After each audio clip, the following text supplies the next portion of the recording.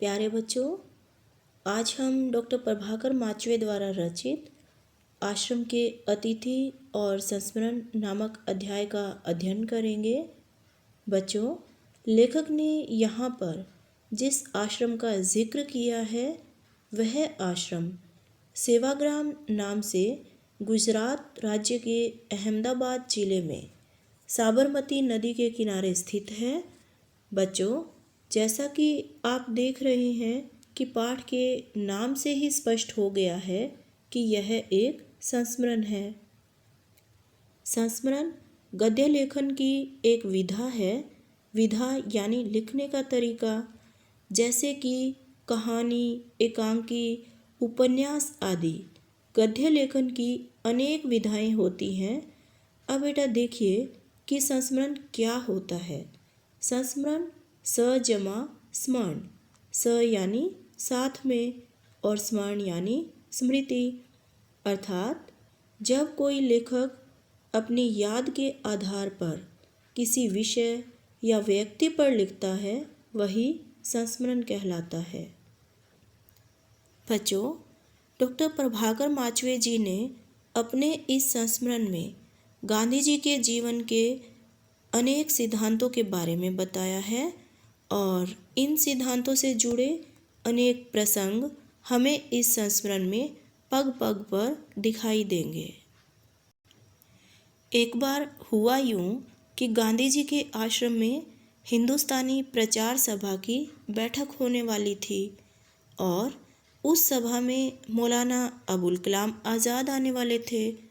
तो बच्चों, अब आपके मन में एक प्रश्न यह उठ रहा होगा कि मौलाना अबुल कलाम आज़ाद कौन थे?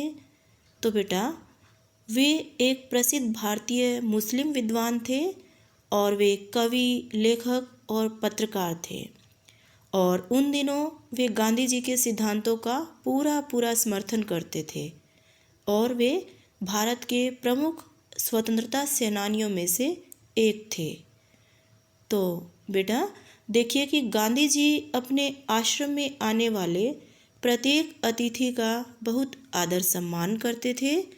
इसलिए गांधी जी ने मौलाना जी की सुविधा को ध्यान में रखते हुए आश्रम में कुर्सी का प्रबंध किया ताकि उन्हें किसी भी प्रकार की असुविधा न हो, क्योंकि गांधी जी स्वयं तो मिट्टी व गोबर से लिपे हुए फर्श पर चटाई बिछाकर ही बैठते थे।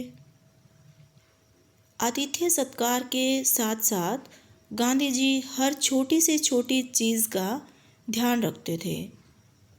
एक बार मनोहर दीवान से उन्होंने जब पूनियाँ लपेटने का डोरा मंगवाया तो उन्होंने उस डोरे की जगह दूसरा डोरा लाकर दे दिया। इस पर गांधी जी ने कहा कि अगर मेरे हाथ से पूनियाँ लपेटने का डोरा गुम होने लगे तो स्वराज्य भी गुम होने में देर नहीं लगेगी। तो बेटा आपने देखा होगा कि गांधी जी हमेशा चरखा चलाते थे।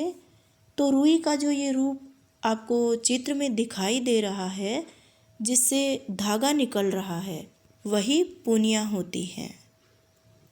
गांधी जी हमेशा कागज़ को व्यर्थ न करने की बात भी कहते थे।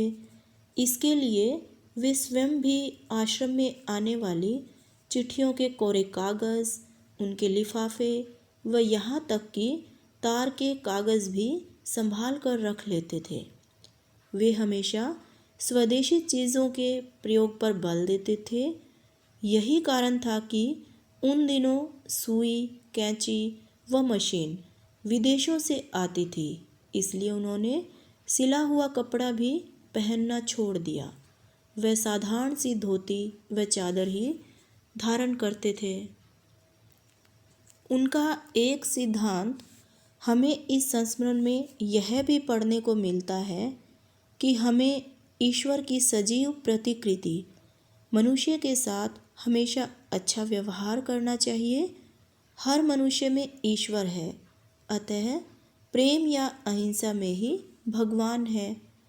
गांधी जी भ्रष्टाचार को भी पाप मानते थे, यहाँ तक कि उन्होंने अपने भतीजे छगनलाल जोशी से आश्रम के हिसाब में हुई गड़बड़ी वह अपनी पत्नी कस्तूरबा गांधी को किसी से मिले उपहार स्वरूप 4 रुपये आश्रम में जमा न कराने पर उनकी भी आलोचना की, यानी वे अपने नज़दीकी रिश्तेदारों के दोष भी नहीं छिपाते थे।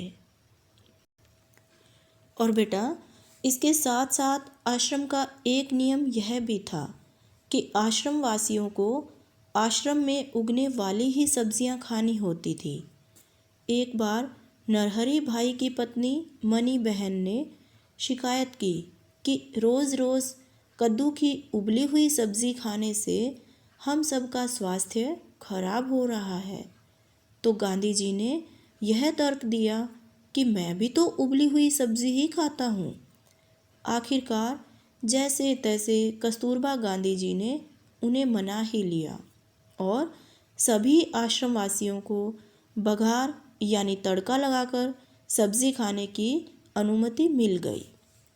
और कस्तूरबा गांधी ने गांधी जी को उनके पसंदीदा व्यंजन पूरन पोली और पकौड़ियों के चटकारों की याद दिलाकर गांधी जी से मजाक किया। तो प्यारे बच्चों, उम्मीद है आपको संस्मरण का प्रत्येक अंश रोचक लगा होगा और आप भी गांधी जी की ही भांति अपने घर आए मेहमान का आदर सत्कार कीजिए, विदेशी चीज़ों का बहिष्कार करें, स्वदेशी अपनाएं, कागज़ का अपव्यय न करें, अहिंसावादी बने, भ्रष्टाचार से दूर रहें और केवल उपदेशक नहीं कर्मयोगी बने, क्योंकि कर्म ही पूजा है। धन्यवाद। शुभ दिन।